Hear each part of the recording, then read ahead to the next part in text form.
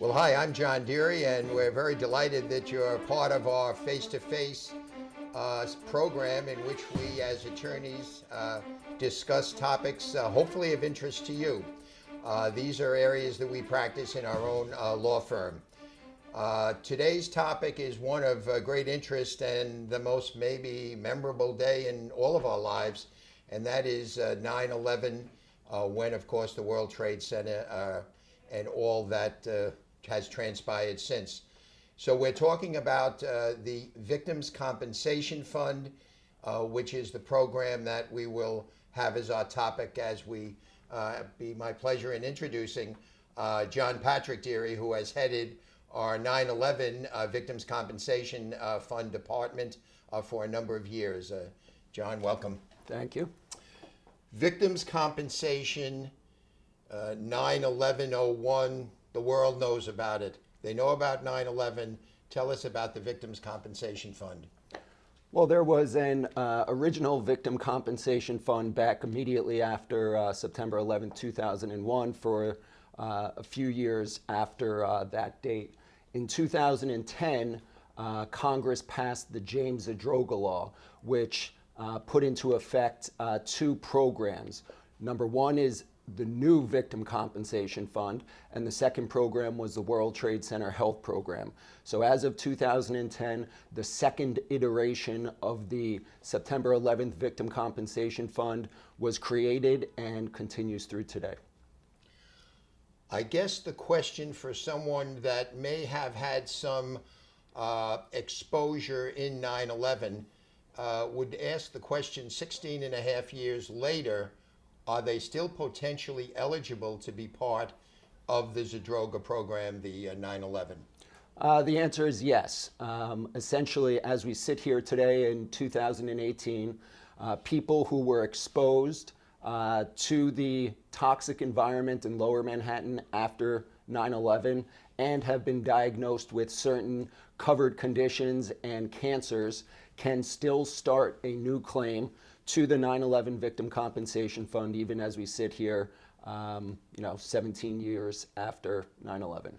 You mentioned about Congress, you mentioned about the first Victims Compensation Fund, and now the second one, essentially. What's been the total amount of money that Congress has, in fact, allocated for compensation for people that either died when the towers collapsed on 9/11 or were exposed to the toxic environment and have had injuries subsequent?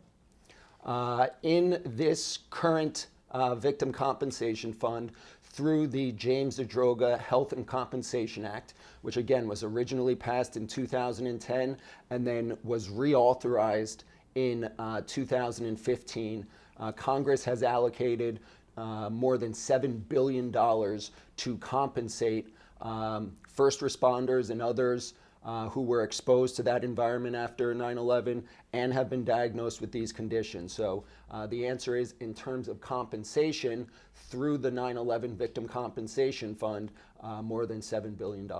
So if someone is listening to us and thinks that they may have had some exposure during some period of time after the World Trade Center collapsed, the question would be is, what makes a person eligible for potentially compensation under the Zadroga program? There are essentially two requirements that allow someone to be eligible for compensation through a claim to the Victim Compensation Fund.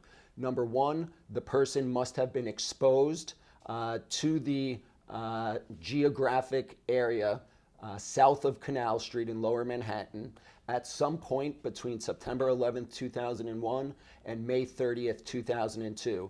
If someone was south of Canal Street at any point between that, in that 9-month period, they meet the exposure requirement. The second requirement to submit a claim is that the person has been diagnosed with one of the covered conditions or pretty much any type of cancer, and again, they were exposed down there. Now, if the person has been diagnosed with one of these covered conditions or cancers, there is a requirement that that medical condition must be certified by the World Trade Center Health Program. So if someone was exposed during the 9 months south of Canal Street, they've been diagnosed with one of the covered conditions, and that condition has been certified by the World Trade Center Health Program, the person is entitled to submit a claim for financial compensation to the September 11th Victim Compensation Fund. Now, you've used a word that's a frightening one for all of us, and that is the word cancer.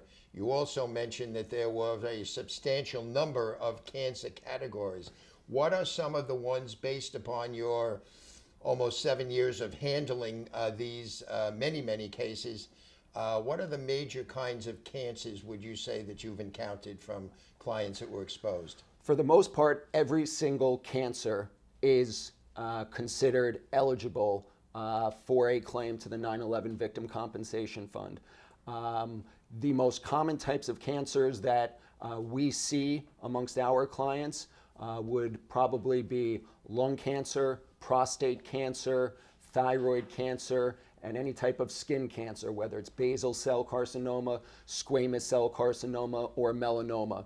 Those would probably be the most common types of cancers that our clients have been diagnosed with. But again, any type of cancer, pancreatic cancer, mesothelioma, kidney cancer, brain cancer, rare cancers, any type of cancer, if you were exposed in that geographic area in the 9 months after 9/11, that cancer would qualify you for a claim to the Victim Compensation Are Fund. there illnesses that people exposed could have and make themselves eligible, but are not cancerous, are not malignancies? Yeah, so the non-cancerous covered conditions include primarily respiratory, digestive, and sinus-related conditions. So everything from asthma and COPD and interstitial lung disease to sinusitis and rhinitis,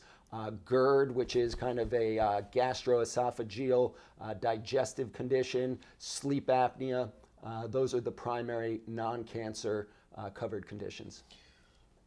I know when you speak about first responders, and we, of course, think about our police and, of course, hundreds of firefighters who were killed at 9/11 and the tremendous job that they had done. What are some of the other non-first responders in terms of city employees, utility workers, and others? What are some of the other major categories?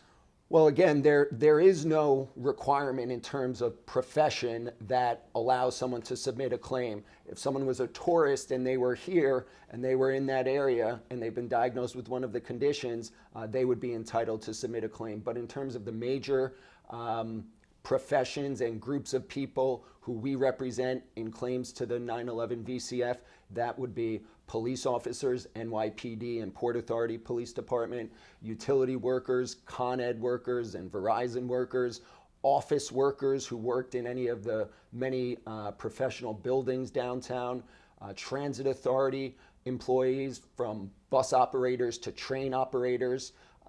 So those would probably be the largest group of professionals that experienced exposure in that area after 9/11. You mentioned about the geography, and I think it's important to emphasize the geography for someone to be eligible.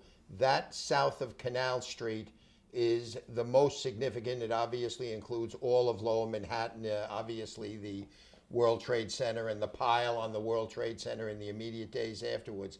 Are there any other kinds of qualifications or eligibilities if people did other than being south of Canal Street? Yeah, so I mean, the main other geographical area that is included here for the purposes of being eligible for a VCF claim is the Staten Island landfill, also known as the Fresh Kills landfill, where the debris and rubble from the World Trade Center site was brought to in order to be sorted and analyzed and handled. That was done at the landfill in Staten Island.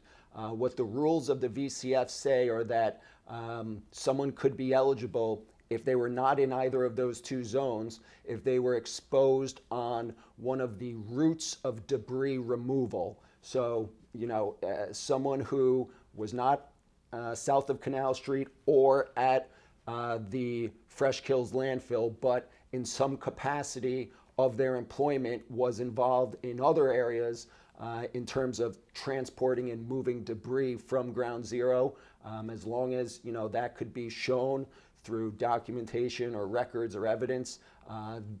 We could make the argument that they should be considered to have been exposed as well.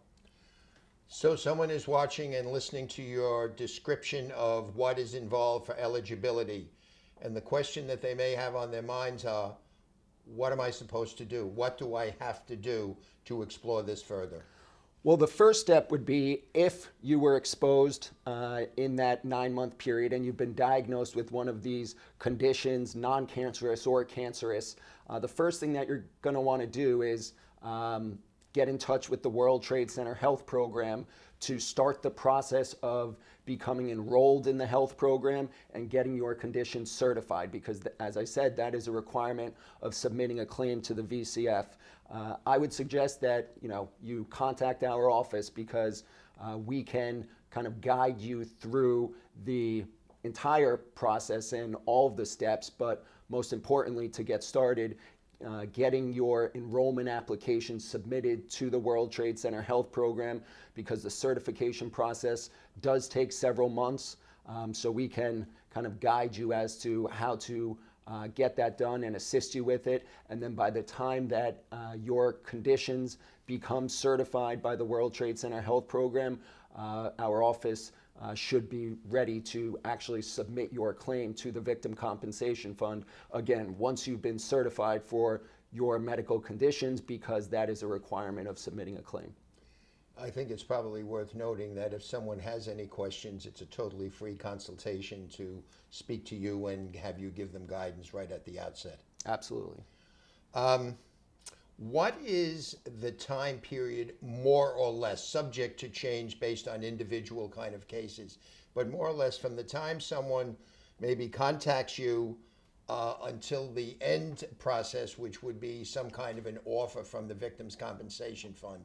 Question is, roughly speaking, what is that time period? Well, from the time that we actually submit someone's claim to the Victim Compensation Fund, and how long it takes from when we first speak to someone until when we submit their claim can vary in terms of how long it takes them to get certified and other things. But from the time that we initially submit the claim until when the Victim Compensation Fund issues an award offer, the Victim Compensation Fund is not controlled by any mandatory timelines. But on average, I think it'd be fair to say somewhere between 2 and 3 years typically would be how long the claims process would take from the point in time at which the claim is initially submitted.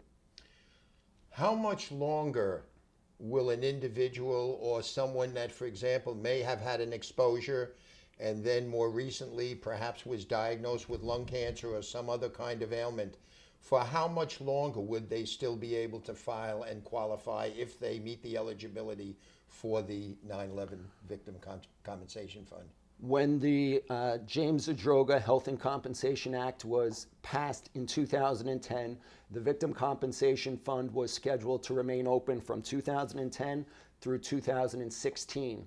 In 2015, the reauthorized Zadroga bill was passed by Congress, which extended the Victim Compensation Fund from 2016 through 2020. So as we sit here today, the Victim Compensation Fund is scheduled to remain open through the year 2020. So that would be the point in time at which all claims must be submitted. Now, as we get closer to 2020, of course, there is the possibility that the Victim Compensation Fund and Congress may agree to extend the Victim Compensation Fund past 2020 for an additional period of time. Obviously, we don't know whether or not that will happen. But as we sit here today, the VCF is scheduled to remain open through 2020. And finally, if someone wants to speak to you about this, how do they best get in touch with you? Well, you can go through our website, dearielaw.com, and send us a message through there. You can call the office or you can email me anytime. And what is that office number, as long as we're talking about it? It is 980-0404. Thanks, John. Thank you.